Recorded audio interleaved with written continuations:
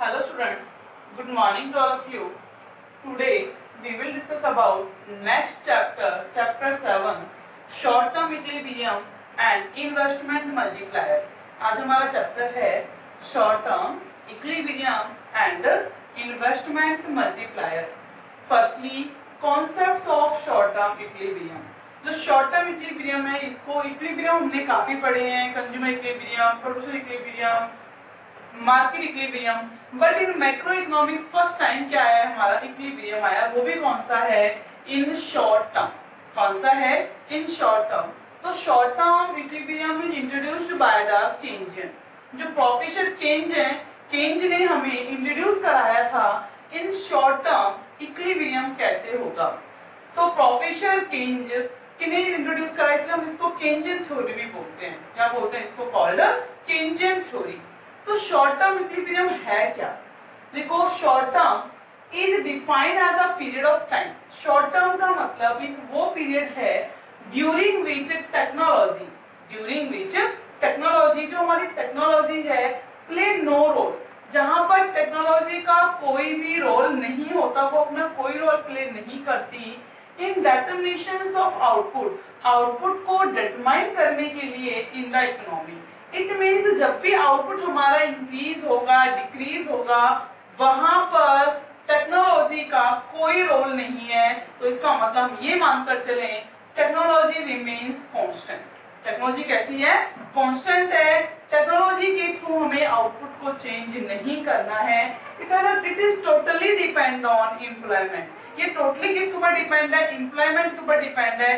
कहते हैं कि मोर एम्प्लॉयमेंट तो मोर क्या होगी हमारी आउटपुट होगा, लेस एम्प्लॉयमेंट और लेस आउटपुट। ज्यादा एम्प्लॉयमेंट है तो ज्यादा आउटपुट आएगा, कम एम्प्लॉयमेंट है तो कम से कम क्या आने वाला है, कम से कम आउटपुट आने वाला है। तो कहते हैं output is determined exclusively by the level of employment. जो आउटपुट है वो डिटरमाइन किया जाता है किसके द्वारा, by the level of employment के द्वारा इन द इकोनॉमी में। बिकॉज इंडिया our इकोनॉमी या Indian economy is the most populated economy. हमारी इकोनॉमी कैसी है, मोस्ट पॉपुलेटेड इकोनॉमी है। यहाँ टेक्नोलॉजी को कॉन्स्टेंट मानना है, जितना भी आउटपुट इंक्रीज करना है वो through the labour force, through the employment करना है, नॉट अ टेक्नोलॉजी। अगर टेक्नोलॉजी के थ्रू आपने क्या कर लिया, यहाँ पर ग्रोथ कर ली, वो जॉबलेस ग्रोथ हो सकती है। बट वो जॉबलेस ग्रोथ कैसी होती है, एक्सक्लूसिव ग्रोथ होती है, वो इंक्लूसिव ग्रोथ नहीं होती। फिर कहता है कि higher employment leads to higher output. जितना ज्यादा क्या होगा एम्प्लॉयमेंट होगा, उतनी ज्यादा क्या आएगी output, and vice versa. It means less employment leads to less employment. If employment is double, यदि एम्प्लॉयमेंट को क्या कर दिया जाए, डबल कर दिया जाए, ज्यादा से ज्यादा लोगों को रोजगार दे दिया जाए, तो ये माना जाएगा, ये माना भी जाता है कि output will also be double, कि आउटपुट भी क्या होगा, डबल होगा। क्योंकि जितने ज्यादा लोग क्या करेंगे, वर्क करेंगे, उतना ज्यादा आउटपुट बढ़ेगा। Accordingly output can not increase, output क्या नहीं हो सकता, इंक्रीज नहीं हो सकता वंस एक बार में there is full employment in the economy, कि जब इकोनॉमी में क्या हो, फुल एम्प्लॉयमेंट हो। मतलब कि फुल एम्प्लॉयमेंट की सिचुएशंस में भी क्या नहीं हो सकता, आउटपुट है वो इंक्रीज नहीं हो सकता। ध्यान रखना, ये मानकर चलना है जो फुल एम्प्लॉयमेंट वाली सिचुएशन है वो एक ऐसी सिचुएशंस होती है अगर उसके बाद आप क्या करते हो, एम्प्लॉयमेंट को बढ़ाते हो। इसने पहले डिफाइन कर दिया, लेकिन बहुत ज्यादा इंपॉर्टेंट है कि अगर फुल एम्प्लॉयमेंट है इकोनॉमी में, फुल एम्प्लॉयमेंट का मतलब है all sources are fully employed, all sources are fully employed. अगर सभी सोर्सेज कैसे हैं, फुल्ली एम्प्लॉयड हैं, तो उस सिचुएशन के बाद अगर आप एम्प्लॉयमेंट को इंक्रीज भी करना चाहो तो आप इनको जो आउटपुट है उसको इंक्रीज नहीं कर सकते। और सोर्सेज आर फुल्ली एम्प्लॉयड, तो सभी जो एम्प्लॉयड हैं तो वहां पर आप एम्प्लॉयमेंट को रखो, एम्प्लॉयज को कहां रखोगे जिससे आउटपुट इंक्रीज हो सके। तो जब भी फुल एम्प्लॉयमेंट वाली सिचुएशन आ जाए, और फुल एम्प्लॉयमेंट वाली सिचुएशन कहां होती है, when AD is equal to AS, जहां AD किसके बराबर होता है, AS के बराबर होता है, उस सिचुएशंस के बाद output never be changed, output कभी भी चेंज नहीं होता, चाहे आप कितनी भी एम्प्लॉयमेंट को क्या करो, इंक्रीज कर दो। क्योंकि वो सिचुएशन ही ऐसी मानी जाती है कि all sources are fully employed. ये मान लिया जाता है कि चाहे वो मैन है, मशीन है, मटेरियल है, चाहे कुछ भी है, तीनों ही कैसे फुल्ली एम्प्लॉयड, सभी को काम मिला हुआ है। क्लियर हो गया। फिर है कॉन्सेप्ट ऑफ इक्विलिब्रियम आउटपुट। जो इक्विलिब्रियम आउटपुट है उसका कॉन्सेप्ट क्या है? तो equilibrium refers to those situations where AD is equal to S. Equilibrium वो सिचुएशंस होती है जहां पर एग्रीगेट डिमांड किसके बराबर होगी? एग्रीगेट सप्लाई के बराबर होगी। एग्रीगेट डिमांड किसके बराबर होती है? एग्रीगेट सप्लाई के बराबर होती है। ये हम दोनों कॉन्सेप्ट्स इससे प्रीवियस वाले चैप्टर के अंदर मिले, प्रीवियस वाली जो वीडियोस थी उनके अंदर इसको कंप्लीट कर चुके हैं। What is the meaning of AD and AS? AD है, जैसे एडी क्या था? लेवल ऑफ जीडीपी, वो जीडीपी का वो level that the buyer wish to buy, जिसे एक बायर क्या करना चाहता है? खरीदने की इच्छा रखता है। विश टू बाय, खरीदने की इच्छा रखता है। ड्यूरिंग एन अकाउंटिंग ईयर, एक अकाउंटिंग ईयर में कॉल एक्सेंट एडी। और ध्यान रखना एक्सेंट यहाँ पर जो स्टडी कर रही है वो किसकी करनी? एक्सेंट। एक्सेंट का मतलब होता है प्लान। हमें क्या पढ़ना है? केवल प्लान पढ़ना है। प्लानिंग की जा रही है, नॉट एन एक्चुअल। ये एक्चुअल नहीं है, यहाँ एक्चुअल कुछ भी नहीं है, सारा क्या है? प्लान किया हुआ है, तो प्लान्ड एडी है। एएस क्या है? Desired level of output. Output का वो desired level in the economy, economy में the producer wish to produce, जिसे प्रोसेस क्या करना चाहता है? प्रोड्यूस करना चाहता है। इसको हम बोलते हैं कॉल एक्सेंट एएस। इसको बोला जाता है कि प्लान्ड एग्रीगेट सप्लाई। तो यहाँ एग्रीगेट डिमांड है, एग्रीगेट सप्लाई है, दोनों ही कौन सी की स्टडी की जाएंगी? प्लांट स्टडी की जाएंगी। और इक्विलिब्रियम का मैंने बता दिया कहां पर इक्विलिब्रियम होता है? जहां पर AD is equal to AS होगा। क्लियर हो गया। अब हम करते हैं कि इक्विलिब्रियम कहां होगा, कैसे इसको स्टडी किया जा सकता है।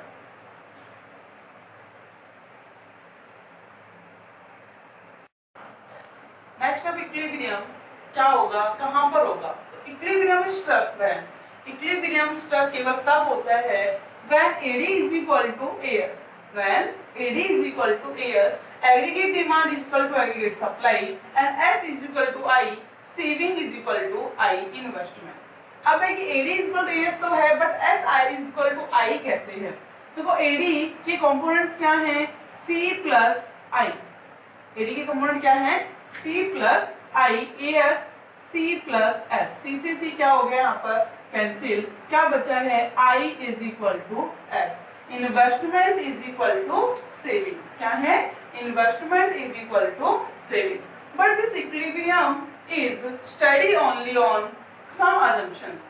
जो ये हमारा इक्विलिब्रियम है ये भी कुछ अजम्पशंस के ऊपर ही क्या किया जा सकता है? स्टडी किया जा सकता है। वो अजम्पशंस क्या हैं? ध्यान रखना कि यहाँ पर जो इन्वेस्टमेंट हमने लिया है, क्योंकि एडी आ रहा है तो यहाँ पर इन्वेस्टमेंट तो आएगा। वो इन्वेस्टमेंट कौन सा होना चाहिए? Autonomous investment. कौन सा इन्वेस्टमेंट होना चाहिए? Autonomous investment. की ऑटोनॉमस इन्वेस्टमेंट का मतलब क्या है? Which can not be change with change in income. जो इनकम के साथ साथ कभी भी चेंज नहीं हो सकता, ऐसा क्या होना चाहिए? इन्वेस्टमेंट होना चाहिए। दूसरा, टू सेक्टोरल इकोनॉमी। यहाँ केवल टू सेक्टर्स ही लेने हैं, हाउस होल्ड एंड प्रोड्यूसर्स। केवल कौन लेने हैं? House hold and producer sectors को क्या करना है? इन्वॉल्व करना है। अदर सेक्टर्स यहाँ पर नहीं आएंगे। इन शॉर्ट रन जो स्टडी हमें करनी है इक्विलिब्रियम की, वो स्टडी केवल किसमें करनी है? शॉर्ट रन करनी है, क्योंकि यहाँ इन शॉर्ट रन टेक्नोलॉजी कैसी है? कांस्टेंट है। बट इन लॉन्ग टर्म हमारी टेक्नोलॉजी क्या नहीं होती? कांस्टेंट नहीं होती। टेक्नोलॉजी इन लॉन्ग रन में क्या हो जाती है? चेंज हो जाती है। अब है शॉर्ट टर्म के बाद no relations with rest of the world. जो रेस्ट ऑफ द वर्ल्ड है, जो अब्रोड है, मतलब कि किसको? Other than domestic country, domestic country को छोड़कर बाकी की किसी भी कंट्री के साथ हमारा कोई रिलेशन नहीं है। And price constant. प्राइसेस कैसे मानने हैं? कांस्टेंट मानने हैं। प्राइसेस में कोई भी चेंज नहीं आएगा, क्योंकि जब हम ये कहते हैं कि डिमांड जब बढ़ जाती है सप्लाई नहीं होती, एग्रीगेट डिमांड जब बढ़ जाती है सप्लाई नहीं होती, तो हम क्या कहते हैं? प्राइसेस को बढ़ा देते हैं। बट यहाँ प्राइसेस में कोई चेंज नहीं आएगा, because we study about ex ante AD and ex ante AS. यहाँ केवल हम प्लानिंग कर रहे हैं एग्रीगेट डिमांड की। यहाँ बायर विश कर रहा है, wish to buy during an accounting year. Producer भी क्या कर रहा है? Wish to produce of goods and services during an accounting year. Producer की विश है कि वो क्या प्रोड्यूस करे। कंज्यूमर की जितने भी सेक्टर्स हैं सभी क्या विश कर रहे हैं कि वो क्या बाय, क्या खरीदे। तो यहाँ केवल क्या की जा रही है? प्लानिंग की जा रही है। So prices can not be change, price क्या नहीं हो सकते, चेंज नहीं हो सकते। तो ये हमारी जो assumptions है इनको फॉलो करना है, इनको फॉलो करेंगे तभी हम इन अप्रोचेस को कंप्लीटली स्टडी कर पाएंगे। तो यहाँ पर जो फर्स्ट अप्रोच है एडी एंड एएस अप्रोच। तो एडी एंड एएस अप्रोच के अंदर सबसे पहले है एडी, किसके कंपोनेंट सी एंड आई बताए हैं, बट ये कंपोनेंट चलेंगे कहां से, वाई से, इनकम से। जब हमारी इनकम क्या होती है, इंक्रीज, 0, 100, 200, 300, 400 एंड 500। वाई में से ही क्या किया जाता है, कंज्यूम किया जाता है, कंजप्शन किया जाता है। कितना आएगा, 40, 120, 200, 280, 360 एंड फॉर 40। क्या है ये, कंजप्शन। आई क्या मानना है हमें, इन्वेस्टमेंट। इन्वेस्टमेंट क्या मानना है हमें, कांस्टेंट मानना है। इन्वेस्टमेंट कैसा मानना है, कांस्टेंट। तो कांस्टेंट इन्वेस्टमेंट में हर बार क्या लेंगे, 40, 40, 40 एंड 40। इन्वेस्टमेंट हमारा चेंज नहीं होगा। इन्वेस्टमेंट चेंज नहीं होगा तो हम इससे क्या निकालेंगे, एडी। एडी क्या है, सी प्लस आई। एडी क्या है, सी प्लस आई। 40 प्लस 40 कितना हो गया एडी, 80। 40 प्लस 40 एडी कितना हुआ है, 80। 120 plus 40, 160। 200 plus 40, 240। 280 plus 40, 320। 360 plus 40, 400। 440 plus 40, 480। ये क्या हो गया, हमारा एडी आ गया। क्या है, एडी सी प्लस आई। तो एडी के अंदर अभी हमें क्या चाहिए, एएस अप्रोच भी। एडी और एएस है तो एएस भी क्या करना है, कैलकुलेट करना है। एएस के कंपोनेंट्स क्या हैं, सी प्लस एस। सी हमें गिवन है, क्या गिवन है, सी गिवन है। तो हम यहाँ से क्या कैलकुलेट कर सकते हैं, एएस भी कैलकुलेट कर सकते हैं। एस वाई माइनस सी, ये पहले प्रीवियस चैप्टर के अंदर डिस्कस कर चुके हो कि हाउ टू कैलकुलेट एस, कि एस को आप कैसे कैलकुलेट करोगे। तो y माइनस सी, 0 minus 40 minus 40, 100 minus 120 minus 20, 200 minus 200 0, 300 minus 280 20, 400 minus 360 40, 500 minus 440, यहाँ पर क्या आ गया 60। ये क्या है, हमारी सेविंग्स है। यहाँ से हम क्या कैलकुलेट करेंगे अब, as aggregate supply. Aggregate supply क्या है, C plus S, consumptions plus savings. तो C plus S, 40 plus minus 40 0, 120 plus minus 20 100, 200 plus 0 200, 280 plus 20 300, 360 plus 40 400, 440 plus 60 500। क्या आ गया, ये एडी आ गया और एएस आ गया। क्या आ गया, एडी एंड एएस। अब इसको थ्रो द डायग्राम हम डिस्कस करते हैं कि थ्रो द डायग्राम कैसे करेंगे स्टडी। ध्यान रखना, क्या मानना है कि फुल एम्प्लॉयमेंट के बाद आउटपुट कभी भी इंक्रीज नहीं होता, बट यहाँ फुल एम्प्लॉयमेंट नहीं आने वाला, क्योंकि यहाँ केवल क्या की जा रही है, प्लानिंग की जा रही है कि जो बायर है या हाउस जो सेक्टर्स है हमारे, वो विश क्या करते हैं, विश टू बाय और producer wish to produce goods. तो OS axis income, OS axis क्या है, इनकम। ओवाई एक्सिस में हमने क्या लिया, एडी। क्या है, एडी। आई देखो, सी, सी फंक्शन सबसे पहले लेते हैं। सी फंक्शन जो सी है वो कैसा है, डायरेक्टली रिलेटेड है किसके साथ, इनकम के साथ। वाई इज 45 डिग्री लाइन, इसको हम क्या बोलते हैं, एएस को 45 डिग्री लाइन भी बोला जाता है। आई ऑटोनोमस इन्वेस्टमेंट, क्या है, ऑटोनोमस इन्वेस्टमेंट। एडी, एडी हमारी स्टार्ट होगी कहां से, ये 40 से, तो ये किससे है, 80 से।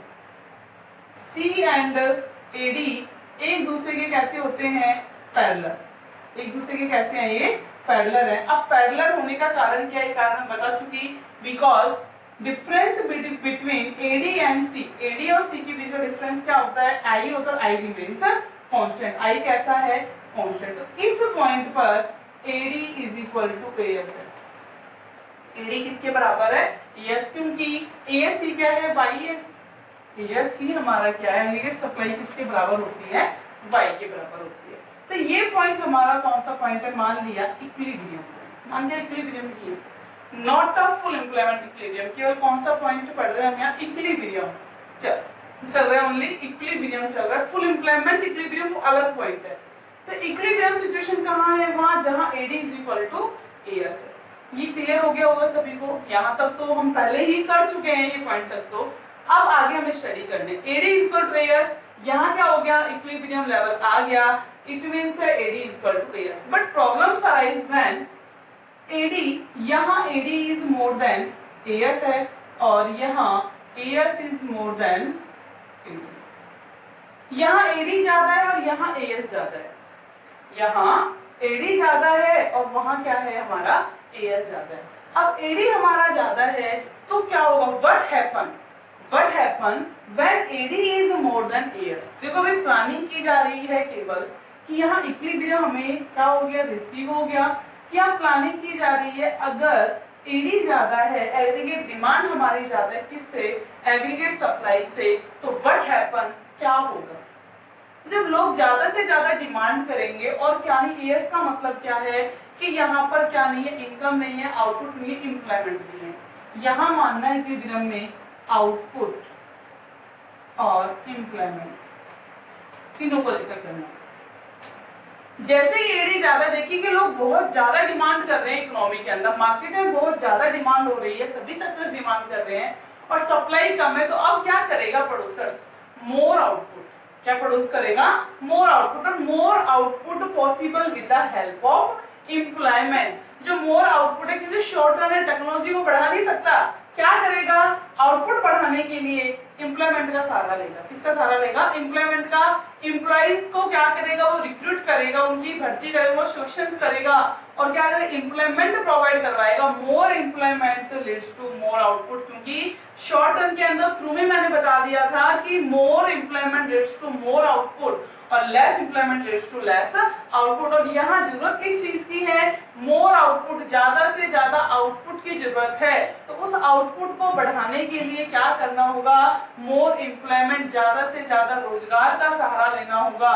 मोर एम्प्लॉयमेंट होगा, जितना ज्यादा एम्प्लॉयमेंट उतनी ज्यादा क्या होगी, आउटपुट। आउटपुट एम्प्लॉयमेंट बढ़ी, आउटपुट बढ़ा, जितना आउटपुट बढ़ा है इट मींस क्या बढ़ी है, लोगों की इनकम। इनकम बढ़ेगी तभी तो एडी भी बढ़ता जा रहा है, तो एडी भी क्या हो रहा है, इंक्रीज। तो ये कब तक ये सिचुएशंस करनी है, to assess reach the equilibrium point, जब तक कि इक्विलिब्रियम के पॉइंट पर क्या नहीं हो जाते, रीच नहीं कर जाते, पहुंच नहीं जाते, जब तक क्या करना है, हमें यहाँ पर प्रोडक्शंस करते रहना है। AD is equal to AS आ गया, क्लियर हो गया। एडी ज्यादा है, एएस का मतलब लोग डिमांड कर रहे हैं, तो डिमांड को फुलफिल करने के लिए क्या करना है, आउटपुट। आउटपुट पॉसिबल किसकी हेल्प से, एम्प्लॉयमेंट। तो मतलब एम्प्लॉयमेंट क्रिएट करो, आउटपुट क्रिएट हो जाएगा, आउटपुट क्रिएट हुआ, लोगों की इनकम बढ़ेगी, डिमांड भी बढ़ेगी और आपकी क्या होगी, सप्लाई भी इंक्रीज हो जाएगी। कब तक करना है ये, जब तक कि आप इक्विलिब्रियम लेवल पर ना पहुंच जाओ। इट मींस अभी आप रिसोर्सेज का फुल यूटिलाइजेशन नहीं कर रहे, आप रिसोर्सेज का फुल यूटिलाइजेशन नहीं कर रहे, आप अंडर यूटिलाइजेशन कर रहे हो, वो चाहे किसी भी कारण से हो, चाहे डिमांड ना हो या फिर आपको रिसोर्सेज को यूज करना नहीं आता हो या फिर इतने एम्प्लॉइज अवेलेबल ना हो। अब है कि what will happen when AS is more than AD, जब क्या होगा, जब AS ज्यादा हो जाए किससे, AD से, मतलब कि सप्लाई ज्यादा हो जाए और डिमांड कम। एग्रीगेट सप्लाई मतलब कि प्लांट आउटपुट है वो ज्यादा हो गया, क्या ज्यादा हुआ है यहाँ पर, प्लांट आउटपुट ज्यादा हुआ है। जब आउटपुट ज्यादा है और लोग डिमांड नहीं कर रहे, इट मींस कि प्रोड्यूसर्स ने क्या किया, 200 यूनिट्स को बनाकर रख लिया। कितनी यूनिट्स बना ली, 200 यूनिट्स बना ली, बट मार्केट में डिमांड केवल कितने की है, 100 यूनिट्स की है। इट मीन्स 100 यूनिट्स है, वो क्या है, अब प्रोड्यूसर्स के पास अनडिजायर्ड स्टॉक। कैसा है, अनडिजायर्ड स्टॉक, जिसके बारे में उसने सोचा भी नहीं था कि मेरे पास 100 यूनिट्स विदाउट सेलिंग रह जाएंगी, मतलब अनसोल्ड स्टॉक मेरे पास बच जाएगा। तो अब की बार प्रोड्यूसर्स क्या करने वाले, सबसे पहले तो 100 यूनिट्स को निकालेगा। सबसे पहले प्रोसेस क्या करेगा, जो उसके पास अनडिजायर्ड स्टॉक बचा हुआ है, अनसोल्ड जो स्टॉक बचा हुआ है, उसको क्या करेगा, वो निकालेगा। 100 यूनिट्स का प्रोडक्शन सबकी बार क्या करने वाला है, वो कम प्रोडक्शन करने वाला है। इट मींस क्या करेगा, सबसे पहले वो एम्प्लॉयमेंट में कमी करेगा। इसमें कमी कर रहा है, देखो आउटपुट में कमी की। आउटपुट का मतलब, आउटपुट में कमी करने का मतलब है कि उसने क्या किया, लोगों को वहां से निकाला। इट मींस एम्प्लॉयमेंट में कमी आई। एम्प्लॉयमेंट में कमी आई है तो किस में कमी आएगी, इनकम में भी कमी आएगी। It means cut in output leads to cut in employment and cut in employment leads to cut in income to reach the to assess the AD and AS to assess the equilibrium point। Equilibrium point तक पहुंचने के लिए उसने output में भी कमी कर दी, employment में भी कमी कर दी और इनकम में भी क्या कर दी उसने, कमी। जिससे क्या हुआ, यहाँ पर अनडिजायर्ड स्टॉक, उसके पास जो अनसोल्ड स्टॉक है वो इजीली क्या हो सकता है, सेल हो सकता है। यहाँ प्राइसेस के अंदर कोई चेंज लेकर नहीं आने, क्योंकि यहाँ केवल प्लानिंग की जा रही है, चाहे वो प्रोड्यूसर्स हो चाहे वो बायर्स हो, दोनों ही क्या कर रहे हैं, प्लान कर रहे हैं। तो ये था हमारा एडी एंड एएस अप्रोच। क्या है ये हमारी AD and AS approach. Second approach हमारी रह गई S is equal to I, savings and investment approach. कौन सी इन्वेस्टमेंट बाकी है, सेविंग्स एंड इन्वेस्टमेंट अप्रोच। इसे हम नेक्स्ट वीडियो के अंदर क्लियर करेंगे कि सेविंग्स एंड इन्वेस्टमेंट अप्रोच क्या है।